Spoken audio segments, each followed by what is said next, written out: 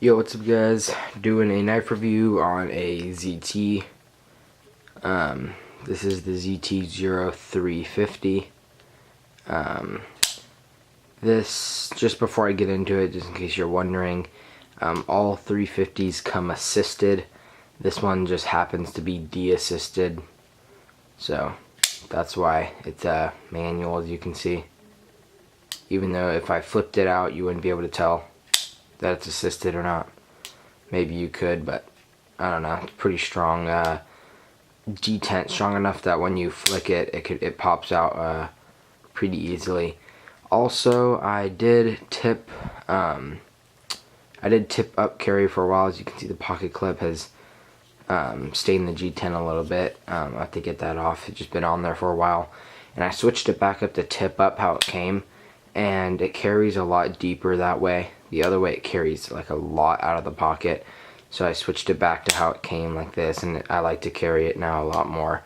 Carries a lot deeper, but so yeah, just to get those things out of the way. But yeah, overall there's a pretty great knife. There's a ZT obviously, and just a heavy duty knife. And what's cool about this blade, which appealed to me, is it's kind of like short and stubby, kind of. And so it's got a really thick blade on it, thick handles, and it's or more wide than thick. What I meant is, you know, wide. And it's in a shorter package. I love that look of this on this knife. I wish the handle was just a tad longer. You can see it kind of, my palm's kind of on the bottom. That's all right. It's good. But this is, from what I know, or from what I heard, is 10% smaller than the 0300 series of ZT, the bigger ones, and I think they have better materials, if I'm not mistaken. But yeah, there's also a cheaper knife though. This you can get for around $100. And it kind of introduced me to ZT, because when I first saw ZTs, they're all, you know, the knives like this, the 0560, stuff like that, where it's expensive, like really expensive, in the $200 ranges and stuff. And then I found this, and then I held it, instantly liked it, and then I found out that I really love ZTs, because I love Kershaws, and there's just basically a higher end Kershaw. But yeah, pretty nice. You got the G10 scales, which is, it has pretty grippy G10. So that's nice. Good traction. Jimping is good. Right up top, locks your finger in there. This is deployed by flipper or thumb stud. I trying to remember when it was assisted if the thumb studs work good, but I know that de-assisted they work perfect now. But I still don't use them. I just use the flipper. It's a lot faster that way. Overall length 7.7. Blade length is 3.25. Your actual cutting edge is 3.1. So you're getting most cutting edge, is just taking it out by that choil right there. Just taking out a very small bit of cutting edge. Your blade thickness is at 0.125. It's a pretty thick blade, not too thick, but it's got a pretty good stock, really good point. It's not going to snap on you. It's thick all the way to that point, and it's not a super precise point.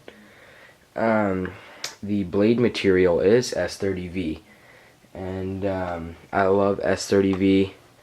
Now I've had a couple blades with S30V, and I've had them by a lot of different companies now, so that's kind of cool. I have S30V by Spyderco, as you can see right there, Speed Safe S30V Ken Onion. But it's kind of cool because I have S30V done by ZT, and I have S30V done by Benchmade, and I have S30V done now by the paramilitary. But I think that's a different S30V. This is the CPM S30V, so I believe that is different, but still it's a form of S30V.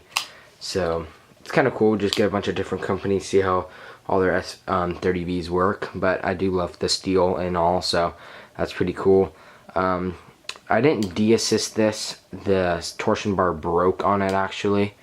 So that's kind of disappointing. It works good as a flipper, as you can see.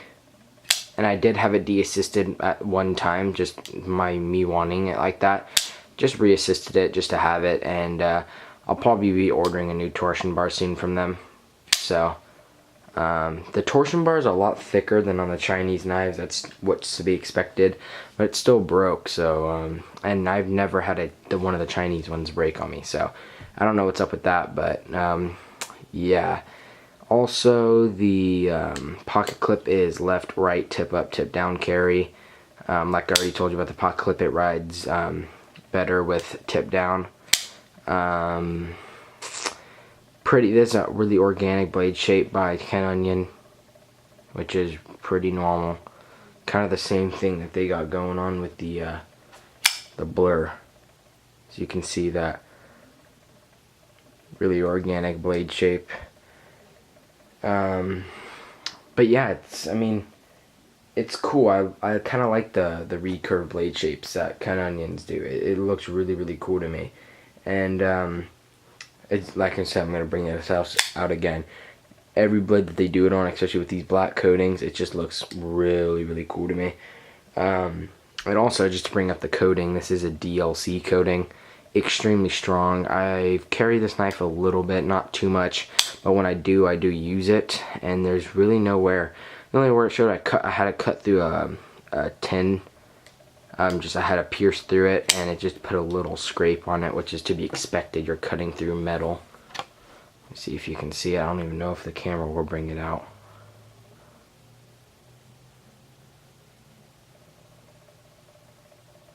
See right there. Right there. Some in the light you can see it, but most of the time you can't. But whatever. Really strong coating. That is the DLC. I like that coating a lot. Really strong, and it wears good, and it looks good. That kind of matte black. So that's pretty cool. You got the liners in here that are like a satin. I like it if they were blacked out, but not too big of a problem with me. The G10 scales, like I already said. I'm trying to think of what else to talk about. Oh yeah, the handle, like I already said, for normal size hands or a little on the bigger side, kind of too small for me. The blade is a hollow ground blade. Black DLC coating. It's a plain edge. I have it in the plain edge version, but they do offer serrated. They also offer a black wash tiger stripe. I think they had a sprint run with orange G10. They have black G10 with satin blade, stuff like that. So this is pretty cool because you have a variety of colors.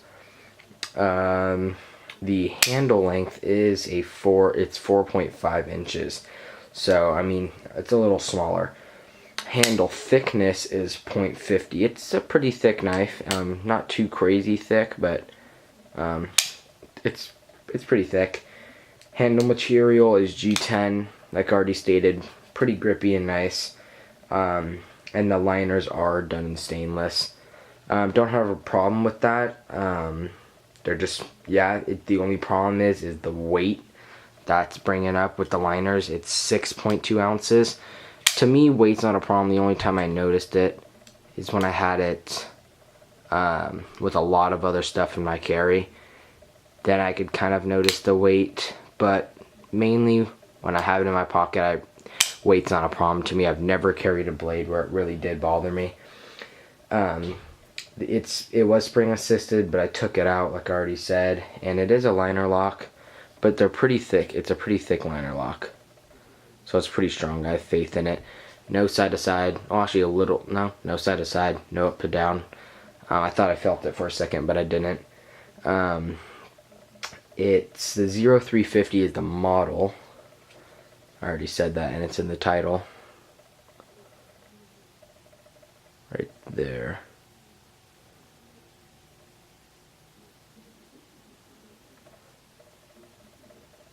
There's not one. There we go. 0350, and there's also a US produced knife. Obviously all the ZTs are.